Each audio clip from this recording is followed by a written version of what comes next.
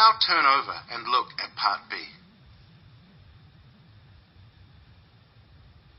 Part B, questions 25 to 30. In this part of the test, you'll hear 6 different extracts. In each extract, you'll hear people talking in a different healthcare setting. For questions 25 to 30, choose the answer A, B, or C, which fits best according to what you hear. Now look at question 25. You hear a nurse in the emergency department discussing the care of a patient with a doctor. Now read the question.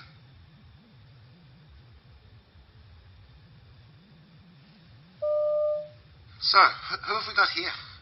This is Adam King. He was brought in with a dislocated shoulder. He has Marfan syndrome, so we've seen him before with this. Last time he was here, the shoulder popped back in while we were putting his arm in a sling, and he was able to put it back in himself just by relaxing his muscles, but he's in quite a bit of pain right now, so he's having trouble calming down and getting those muscles relaxed. Right, I see. So, do you want to start with some nitrous and some pain relief? Yes, I think that's best, just until he calms down.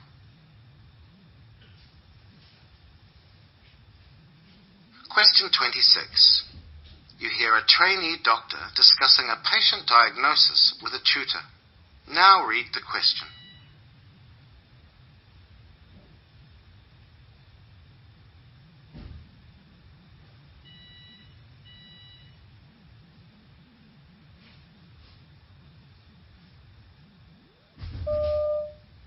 Let's have a quick chat about the diagnosis for Janine in Ward 2. Yeah, I was a bit unsure about that one. Because it's a young patient, it's not going to be diverticulitis, or... Well, it's possible, but she is young, so... Yeah, it's unlikely. So, what do you think? What else could it be? What else happens in the bowel? Something common. Think about common things. Bilateral lower abdominal pain? Because it's like radiating into the back? Yeah, something very much more common than that. Gastroenterological? Yeah? I can't think. Possibly related to diet? Celiac disease? Perhaps, but there's not a lot of other symptoms pointing to that. What else would give you discomfort in the bowel? Lower abdominal pain. I suppose if they're just constipated. Right, yeah. Constipation.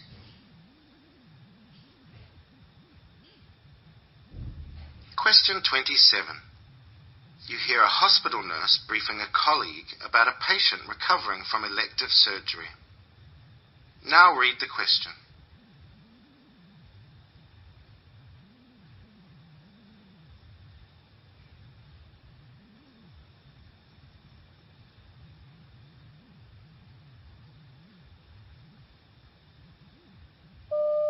So, who have we got in bed 8? Bed 8, Mr. Bernard Chambers, a 50-year-old man.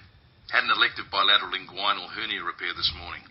His wound is covered and dry and his post-operative observations are stable. Temp is 37, his blood pressure 140 on 70.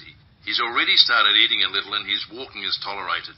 Analgesia is written up, but he hasn't needed anything. He's planned for discharge tomorrow. His wife can pick him up.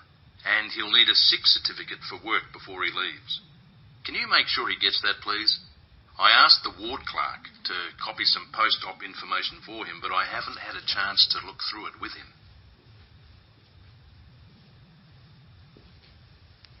Question 28. You hear 2 hospital managers talking about an information session for people who want to do voluntary work. Now read the question.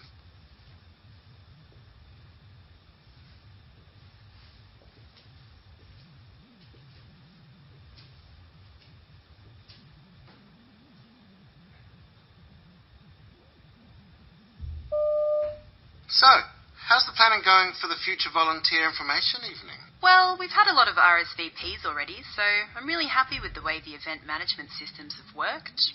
Having a bit of trouble sourcing some good catering, though. Considering that these people are freely giving their time to come and learn what is expected, I really want to provide some nice food and refreshments for them. Have you got any contacts you like using? Yeah, look, that's right. It's a small thing we can do for those participants. I'll tell you what, I'll ask around my team for some recommendations for something a bit special. Great, thanks. I really appreciate it.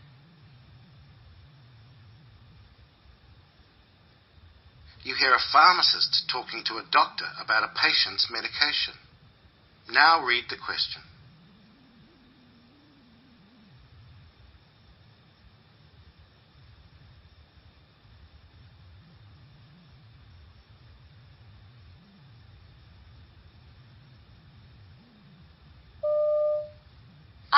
Sorry to bother you, Dr. Anderson. I just wanted a quick word about Mrs. Campbell's prescription. The one for diphenhydramine that you gave her last week. Ah, yes, for her allergies. Yeah, so she's been taking 50 milligram tablets for about a week now. The thing is, she's just been into the pharmacy and she says that the tablets are making her feel really drowsy and her mouth's really dry, ever since she started on the pills. Really? Well, that does happen from time to time.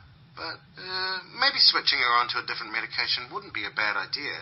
Okay, I'll look into some options and then run them past you later, shall I? Fine, thanks. Question 30. You hear a doctor advising a patient about a change in medication. Now read the question.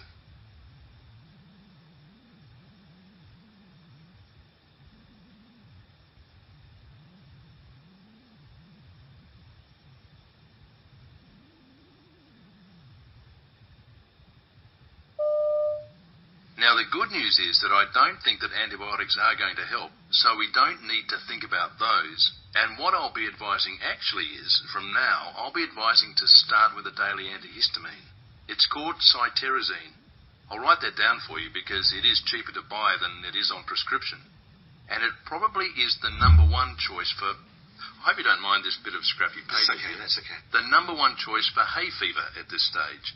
This is 1 tablet a day. Now, for most people, it's absolutely fine. One person in about 100 gets a bit drowsy with this, so if you find when you've taken this that you get drowsy, then it could be this, and we maybe need to think of other options, and we'll come back to talk about that.